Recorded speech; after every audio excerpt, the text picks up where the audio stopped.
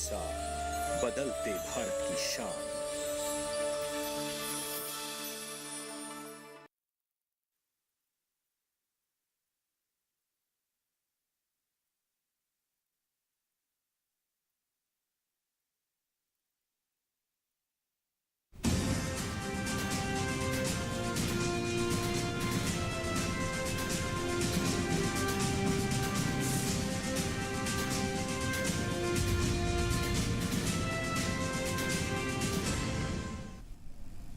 नमस्कार, किसान समाचार में आपका स्वागत है। मैं हूं रेशमा आपके साथ। आइए नजर डालते हैं इस वक्त की हेडलाइंस पर।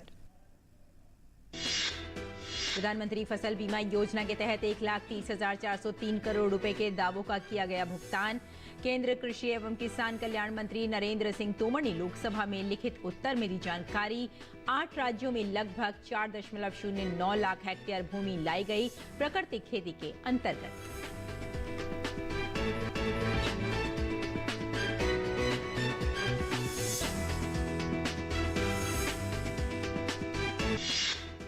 एपिडा ने हवाई मार्ग से अमेरिका को ताजा अनार की पहली परीक्षण खेप का किया निर्यात।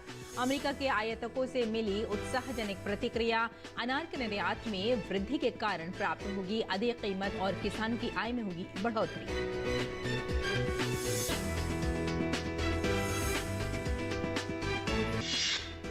देश के विभिन्न भागों में हालिया बाढ़ से हुए नुकसान के आकलन के लिए गृह मंत्रालय की पहल। एक केंद्रीय दल ने मंगलवार को पंजाब के मोहाली जिले के बाढ़ग्रस्त गांवों का किया दौरा। दल से आवासीय, फसल, पशुधन और सड़कों को हुए नुकसान का लिया जायजा।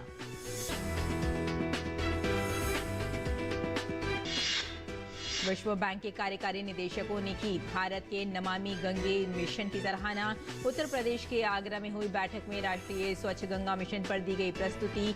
भारत के जल क्षेत्र में परिवर्तनकारी सुधारों पर हुई बातचीत।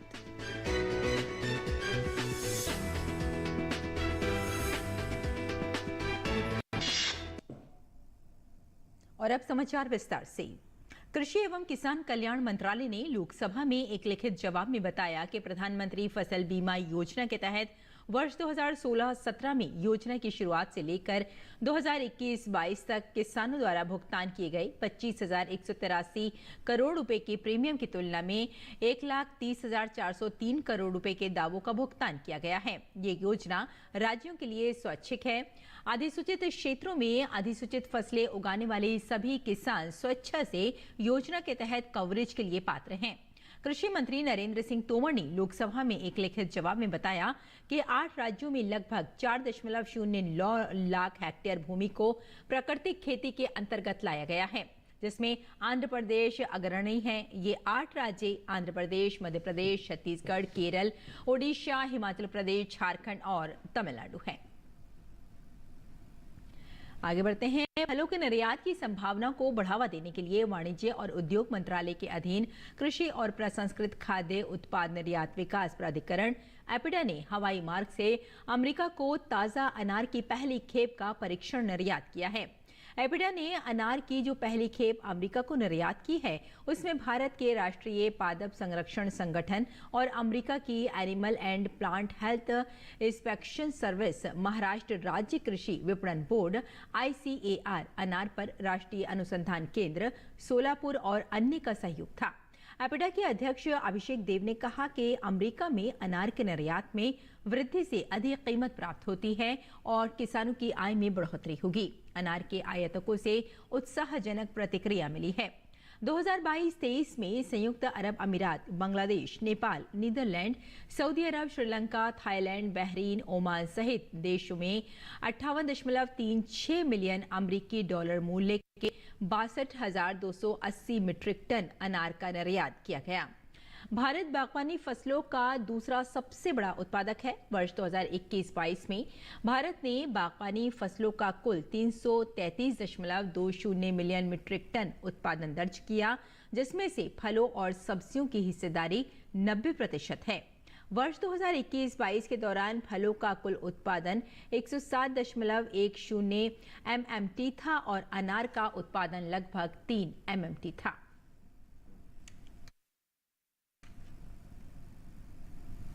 देश के विभिन्न भागों में हाल की बाढ़ से हुए नुकसान के आकलन के लिए गृह मंत्रालय की पहल के तहत एक केंद्रीय दल ने आज पंजाब के मोहाली जिले के बाढ़ग्रस्त गांवों का दौरा किया। राष्ट्रीय आपदा प्रबंधन एजेंसी के वित्तीय सलाहकार रविनेश कुमार के नेतृत्व में इस दल ने आवासीय, फसल, पशुधन और सड़कों को हुए नुकसान का जायजा लिया। दल के सदस्य बाढ़ग्रस्त गांवों, कृषि भूमि और घग्गर नदी के तट तक गए। उन्होंने गांव के निवासियों, किसानों, राजनीतिक नेताओं और किसान संघों से बातचीत की। ये दल नुकसान के आकलन के लिए पटियाला और संगरूर भी जाएगा और संबंधित मंत्रालय को अपनी रिपोर्ट भेजेगा। विश्व बैंक के कार्यकारी निदेशकों द्वारा भारत में बैंक की परियोजनाओं के परिवर्तनकारी प्रभाव का अध्ययन करने के लिए पिछले दिनों आगरा में एक बैठक का आयोजन किया गया था। राष्ट्रीय स्वच्छ गंगा मिशन के महानिदेशक अशोक कुमार ने नमामि गंगा परियोजना पर विश्व बैंक के दुनिया भर से आए कार्यकारी निदेशकों के समक्ष एक विस्तृत प्रस्तुति दी। बैठक में नदी संरक्षण के विभिन्न पहलुओं और विश्व बैंक की भूमिका पर बैंक के कार्यकारी निदेशकों के साथ विचार विमर्श किया गया। कार्यकारी निदेशकों ने भारत के जल क्षेत्र में परिवर्तनकारी सुधारों और निजी क्षेत्र की विशेष रूप से नमामि गंगे मिशन के अंतर्गत भागीदारी द्वारा जल सुरक्षित राष्ट्र बनाने के प्रयास की सराहना की। उन्होंने राष्ट्रीय स्वच्छ गंगा मिशन द्वारा आम लोगों, शैक्षिक संस्थानों, सामाजिक संगठनों और सिविल सोसाइटी सहित अनेक हितधारकों के साथ जन भागीदारी का एक नया अध्याय शुरू करने की सराहना की। इससे नदी संरक्षण के क्षेत्र में नमामि गंगे एक अलग भूमिका में सामने आया है। और ओडिशा में जनजातीय समुदाय की संख्या काफी ओडिशा में 62 तरह की जनजातियां रहती हैं, जिनमें 13 जनजातियां आदिम जनजातियां हैं। राष्ट्रपति द्रौपदी मुर्मू ने अपने ओडिशा दौरे के दौरान वहां आदिम जनजातीय समुदाय के लोगों से मुलाकात की और उनकी समस्याएं सुनी। इस विषय पर हमारे संवाददाता ओपी यादव ने बात की ओडिशा के अनुसूचित जाति और जनजाति विकास, अल्पसंख्यक वर्ग और पिछड़ा वर्ग कल्याण मंत्री जगन्नाथ सारका से। भारत की आदिमकालीन जनजाति देश की सांस्कृतिक विरासत की जीवंत प्रतीक है। इस जनजातीय समुदाय के कल्याण और विकास के लिए सरकार लगातार काम कर रही है। राष्ट्रपति ओडिशा में आई और इस जनजातीय समुदाय के लोगों के साथ उन्होंने सीधा संवाद किया। इस संवाद का क्या मकसद था, इस विषय पर बात करने के लिए हमारे साथ मौजूद है उड़ीसा के जनजातीय मंत्री। आइए बात करते हैं। सर, राष्ट्रपति जी ने जो आदिम जनजाति के लोग हैं उनके साथ संवाद किया, क्या मकसद था? हम राष्ट्रपति से मिले कि हमारा जो उड़ीसा का जो 13 PPTG 13 जो आदिम जनजाति मिले कि उसका जो चाली चलन है, उसका जो भाषा, संस्कृति, परंपरा कैसे है, इसलिए इंट्रैक्शन भी किया था।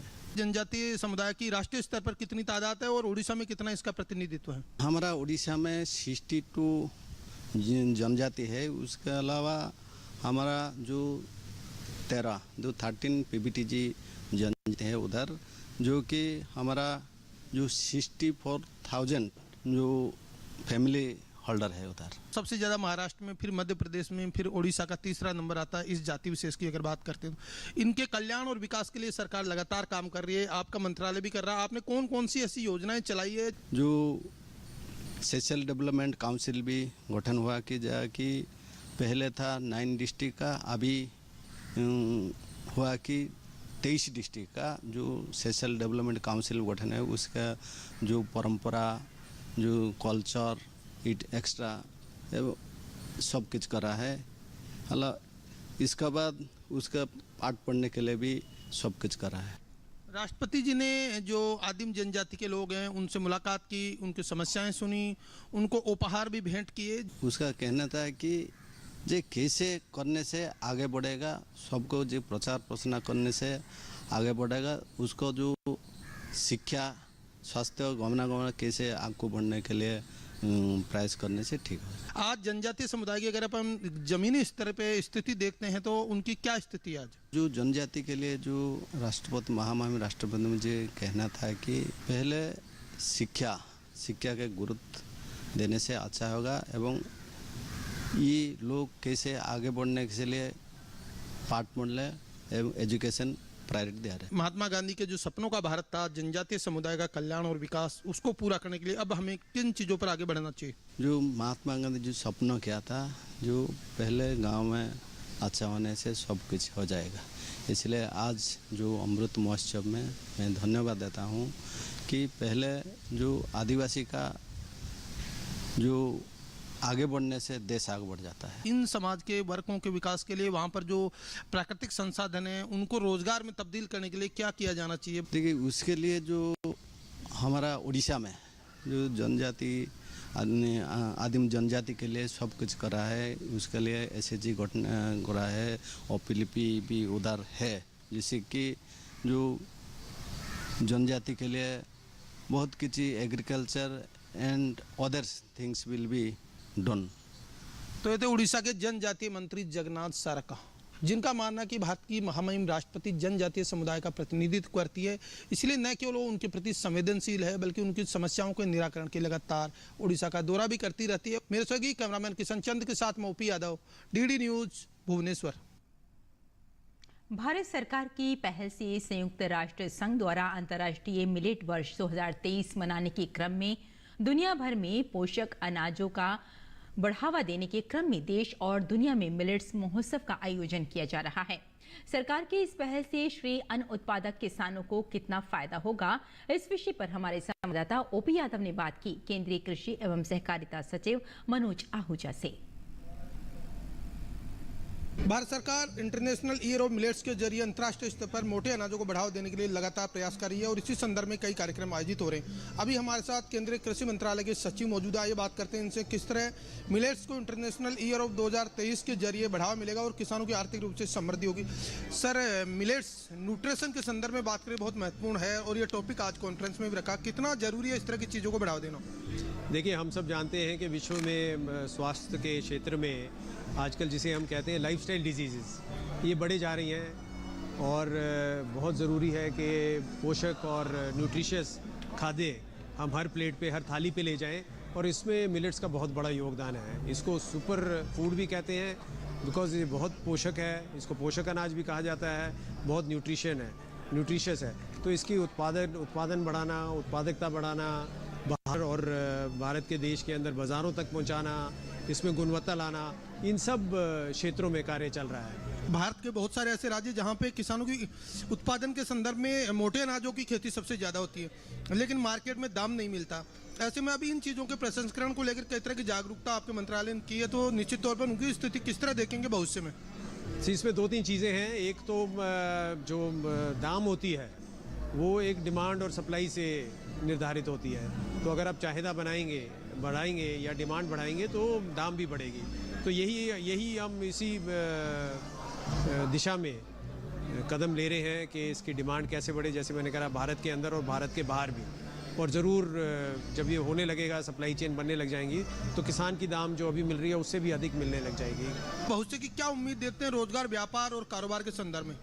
तो उसी संदर्भ में आज का कार्यक्रम आयोजित करा गया है। जैसे मैंने कहा, यहाँ से आज बाहर देशों से 30 देशों से लोग आए हुए हैं और यहाँ पे 70 से अधिक कंपनियाँ हैं जिनके प्रोडक्ट यहाँ पे दिखाए गए हैं और जो इंटरनेशनल चेन्स हैं उनके लोग भी आए हुए हैं। तो बहुत ज़रूरी है लोगों में जागरूकता लानी। उसके लिए अगले वर्ष मिनिस्ट्री ऑफ कॉमर्स, वाणिज्य मंत्रालय के साथ 16 ऐसे इंटरनेशनल मीट करे जाएंगे और मुझे आशा है पूरी तरह से अगर जो गुणवत्ता वाले प्रोडक्ट्स हम बाज़ार में ले जाएंगे और लोगों में जागरूकता लाएंगे कि इसके स्वास्थ्य के क्या इसके बेनिफिट्स होते हैं, तो ये ज़रूर अंतर्राष्ट्रीय मार्केट में सब जाएंगे। तो केंद्रीय कृषि मंत्रालय के सचिव मनोज आहूजा, जिनका मान कि भारत सरकार द्वारा अंतर्राष्ट्रीय मिलेट्स ईयर 2023 के आयोजन से एको जहां भारत में रोजगार, व्यापार और कारोबार की संभावना को लेकर मोटे अनाजों के प्रति जागरूकता बढ़ेगी, वहीं किसानों की आमदनी बनने से वो आर्थिक रूप से सशक्त और मजबूत भी बनेंगे। मेरे से कैमरामैन बंसीलाल के साथ में OP Yadav, DD news, Delhi. देश में बासमती चावल का बीते एक दशक में तेजी से बाजार बढ़ा है। इसके चलते मिलावटी बासमती चावल की मार्केट में उपलब्धता भी देखने को मिली है। इन्हीं शिकायतों के मद्देनजर भारत सरकार ने बासमती चावल के गुणवत्ता मानक तय किए हैं। बासमती चावल के मानकों के प्रति जन जागरूकता के लिए नई दिल्ली में basmati rice no compromise theme को लेकर एक कॉन्क्लेव का आयोजन किया गया। देखते हैं OP यादव की ये रिपोर्ट। बासमती चावल अपनी अनूठी महक से युक्त गुणवत्ता और विशेषताओं के कारण घरेलू और वैश्विक स्तर पर व्यापक रूप से खपत की जाने वाली चावल की किस्म है। इसकी वैश्विक आपूर्ति का 2/3 हिस्सा भारत का है। इस क्षेत्र में उद्योग की बढ़ती संभावनाओं के चलते कुछ लोग बाजार में मिलावटी बासमती चावल भी बेच रहे हैं। इसी के मद्देनजर जन जागरूकता के मकसद से राजधानी नई दिल्ली में basmati rice no compromise theme को लेकर एक कॉन्क्लेव का आयोजन किया गया। कॉन्क्लेव में भाग लेने आए KRBL चेयरमैन अनिल कुमार मित्तल ने कहा कि मिलावट का गोरखधंधा बंद हो और उपभोक्ताओं को अच्छा चावल मिले, यही इस कॉन्क्लेव का मकसद है। आज आप एक चावल 80-90 रुपए किलो का खरीदते हैं और एक चावल 40 रुपए का है। When you are paying double the price, तो आप चाहेंगे ना उसका टेस्ट, उसकी क्वालिटी मुझे उसी हिसाब से मिले। कंज्यूमर को इतना नॉलेज होता नहीं, कोई 5 किलो ले जाता है, कोई 1 किलो ले जाता है। तो उस स्टैंडर्ड्स, उस क्वालिटी को मेंटेन करने के लिए कि कंज्यूमर को ठीक पैसा जो वो 80 रुपए, 90 रुपए, 100 रुपए खर्च रहा है, उसको प्योरिटी और अच्छा चावल मिले, उसके लिए ये कंक्लेव कर रहे हैं। इस अवसर पर मीडिया से बात करते हुए all India rice export association के वरिष्ठ कार्यकारी निदेशक विनोद कुमार कौल ने कहा कि भारत में 80 लाख टन बासमती चावल का उत्पादन होता है, जिसमें से 45 लाख टन हम हर साल दुनिया के 160 देशों में निर्यात करते हैं। बाज़ार तो बहुत महत्वपूर्ण है, क्योंकि अगर आप बासमती को देखें, बासमती की ये एक पेइंग हाई वैल्यू आइटम है। इसमें एरोमा होता है जो लोगों को अट्रैक्ट करता है। और दूसरा सबसे बड़ी बात यह है कि हमारा जो 45 लाख टन होता है, उसमें से लगभग 75 से 80% जो है केवल गल्फ कंट्रीज को, खाड़ी के देशों को जाता है। इस अवसर पर युवा बासमती उद्यमी आयुष गुप्ता ने कहा कि भारत में बासमती चावल का तकरीबन 3 मिलियन का बाजार है, जो बीते 1 दशक में काफी तेजी से बढ़ा है। बासमती राइस का जो इंडिया में ट्रेड है, लास्ट 5 से 10 साल में अगर बात करें तो काफ़ी इंक्रीज़ हुआ है। इंडिया में ऑलमोस्ट 45 मिलियन हाउस होल्ड्स घर हैं जो बासमती राइस कंज्यूम करते हैं, और 3 million metric ton per annum हर एक साल की इसकी कंजम्पशन है। तो इंडिया की अगर बात करें तो $3 बिलियन का ये मार्केट है इंडिया में। भारतीय कृषि अनुसंधान संस्थान में आनुवंशिकी और पादप प्रजनन विभाग के विभागाध्यक्ष डॉक्टर गोपाला कृष्णन ने कहा कि देश में स्मार्टर और हेल्दियर बासमती चावल उत्पादन के लिए हम जलवायु परिवर्तन रोधी सहनशील किस्में विकसित कर रहे हैं। स्मार्टर एंड हेल्दियर, स्मार्टर मतलब दान जो है कीट की सहनशील करने की शक्ति, और डिजीजेस जो फफूद की डिजीजेस होते हैं, ब्लास्ट, शीथ ब्लाइट और बैक्टीरियल डिजीज, बैक्टीरियल ब्लाइट होते हैं, उसकी सहनशील करने की क्षमता के साथ हम वैरायटीज डेवलप कर रहे हैं। मिलावटी बासमती चावल की जांच के विषय पर मीडिया से बात करते हुए राष्ट्रीय खाद्य प्रौद्योगिकी उद्यमशीलता एवं प्रबंधन संस्थान की सह प्राध्यापक डॉक्टर कोमल चौहान ने कहा कि उपभोक्ताओं को शुद्ध व गुणवत्ता आधारित बासमती चावल मिले, इसके लिए NIFTEM द्वारा लेबोरेटरी में जांच के पैरामीटर्स निर्धारित किए गए हैं। हमारे पास फूड टेस्टिंग लैब है। फूड टेस्टिंग लैब में हम उसकी पूरी क्वालिटी जो है चेक कर सकते हैं। Physical parameters, chemical parameters check कर सकते हैं, उसकी सेफ्टी चेक कर सकते हैं कि उसमें मेलामाइन तो नहीं मिलाया गया है, कि उसकी प्रोटीन की क्वालिटी को बढ़ाया जाए। यूरिक एसिड चेक किया जा सकता है, एफ्लाटॉक्सिन्स की किसी तरीके से कोई कंटामिनेशन तो नहीं है। तो ये जो है सेफ्टी पैरामीटर्स हैं। गौरतलब है कि भारत सरकार बासमती चावल गुणवत्ता व मानकों को लेकर गंभीर है। इसके लिए घरेलू और निर्यात बाजारों में मानकीकृत वास्तविक बासमती चावल की आपूर्ति सुनिश्चित करने के लिए FSSAI ने बासमती चावल के लिए नियामक मानकों को अधिसूचित किया है, जिसके तहत बासमती चावल, ब्राउन बासमती चावल, मिल्ड बासमती चावल, पोर बोल्ड ब्राउन बासमती चावल और मिल्ड पार बोल्ड बासमती चावल के लिए पहचान मानकों को निर्दिष्ट किया है, ताकि घरेलू और वैश्विक स्तर पर उपभोक्ता हितों की रक्षा की जा सके। दुनिया की एक बड़ी आबादी के लिए बासमती राइस खाद्य सुरक्षा का महत्वपूर्ण आधार है। दुनिया भर में तकरीबन 8 मिलियन बासमती राइस का कंजप्शन है। इसी बात को ध्यान में रखते हुए बाजार में न केवल इसको लेकर अपमिश्रण हो रहा है, बल्कि डुप्लीकेट राइस भी उपलब्ध होने लगा है। और इसी को लेकर न केवल यहाँ चावल उत्पादक और बासमती चावल उत्पादक किसानों और उद्यमशील संगठनों ने इस पर चिंता जाहिर की है, बल्कि सरकार से इस पर लगाम लगाने की अपील भी की है। मेरे सहयोगी कैमरामैन हरजीत सिंह बाबा के साथ में OP Yadav, DD news, Delhi. और आइए अब जानते हैं कि देश भर की मंडियों में क्या रहा भाव।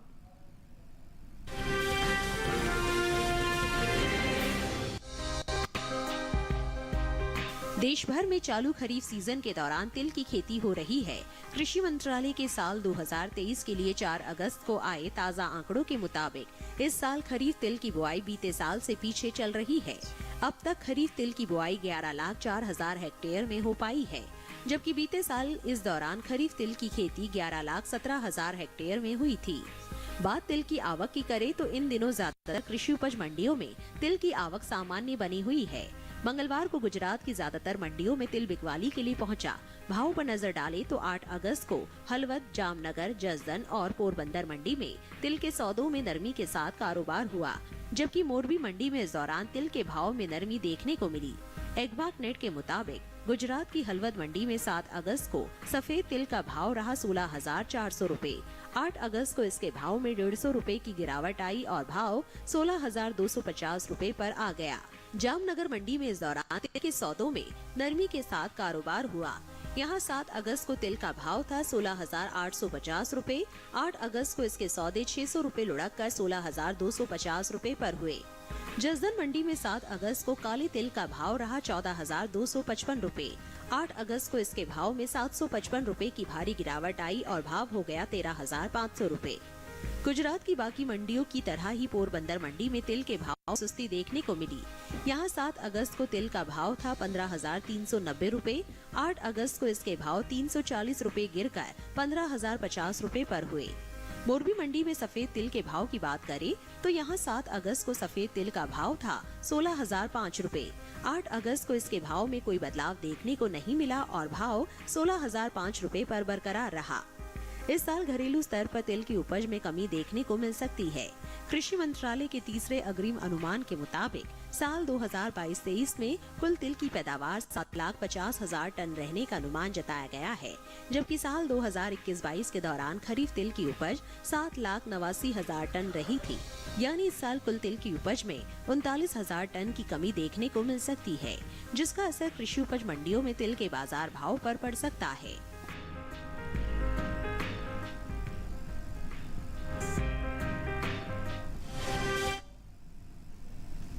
और आइए अब जानते हैं कि इस मौसम में किसान कैसे रखें अपनी खेती का ख्याल।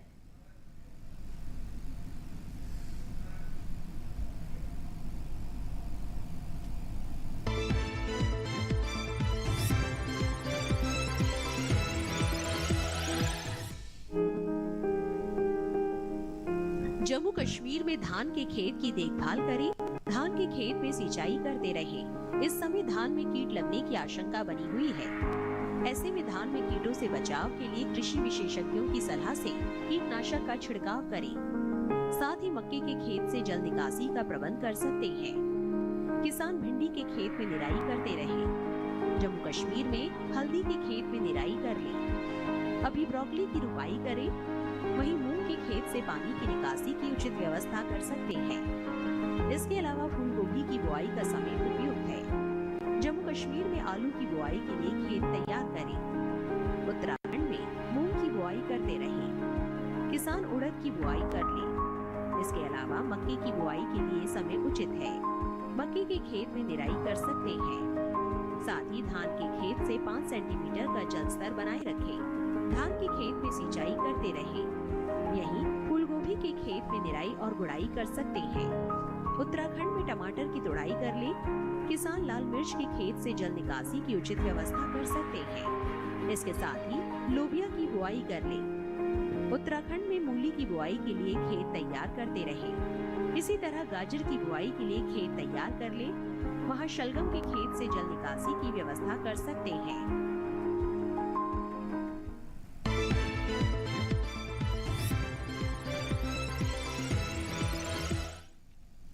और खेती किसानी के साथ साथ आइए नजर डाल लेते हैं कुछ और महत्वपूर्ण खबरों पर। खास खबर में भारत छोड़ो आंदोलन को याद करते हुए भाजपा सांसदों ने संसद परिसर में प्रदर्शन किया। सांसदों द्वारा भ्रष्टाचार भारत छोड़ो, वंशवाद भारत छोड़ो और तुष्टीकरण भारत छोड़ो के नारे लगाए गए। भाजपा के वरिष्ठ नेता रविशंकर प्रसाद ने प्रेस कॉन्फ्रेंस कर राहुल गांधी पर निशाना साधते हुए कहा कि राहुल गांधी पैकेजिंग रीपैकेजिंग बार बार कांग्रेस करती रहती है। जम्मू कश्मीर के कहनुसा बांदीपोरा में नाका चेकिंग के दौरान बांदीपोरा पुलिस ने टीआरएफ संगठन के एक आतंकी सहयोगी को एक हथगोले के साथ गिरफ्तार किया है। मामले में आगे की जांच की जा रही है। जम्मू श्रीनगर नेशनल हाईवे पर भूस्खलन के चलते जम्मू से श्रीनगर तक श्री अमरनाथ जी यात्रा को रोक दिया गया है। लोगों की सुरक्षा को मद्देनजर रखते हुए यात्रा को फिलहाल रोका गया है। थल सेना अध्यक्ष जनरल मनोज पांडे बुधवार को ब्रिटेन के दौरे पर रवाना हुए। वे संप्रभु के प्रतिनिधि के रूप में प्रतिष्ठित रॉयल मिलिट्री अकादमी सेंडहर्स्ट में कमिशनिंग कोर्स 223 की 201वीं संप्रभु परेड की समीक्षा करेंगे। गुजरात के सूरत में श्री स्वामीनारायण गुरुकुल विद्यालय के छात्रों ने मेरी माटी मेरा देश अभियान के तहत मानव श्रृंखला के साथ भारत का मानचित्र बनाया। छात्रों ने पौधारोपण का संकल्प लेते हुए पर्यावरण जागरूकता का भी संदेश दिया। निर्वाचन आयोग ने 6 राज्यों की 7 विधानसभा सीटों पर उपचुनाव की घोषणा की है। त्रिपुरा की 2 सीट तथा केरल, झारखंड, पश्चिम बंगाल, उत्तर प्रदेश और उत्तराखंड की एक-एक सीट पर उपचुनाव होंगे। प्रवर्तन निदेशालय ने झारखंड के मुख्यमंत्री हेमंत सोरेन को 1000 करोड़ रुपए से अधिक के कथित भूमि घोटाला मामले में पूछताछ के लिए बुलाया है। सोरेन को जांच एजेंसी के रांची कार्यालय में 14 अगस्त तक उपस्थित होने को कहा गया है।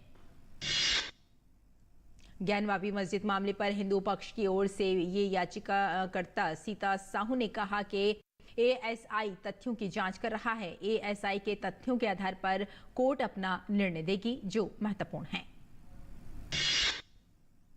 तो किसान समाचार में फिलहाल इतना ही। अनुमति दें। नमस्कार।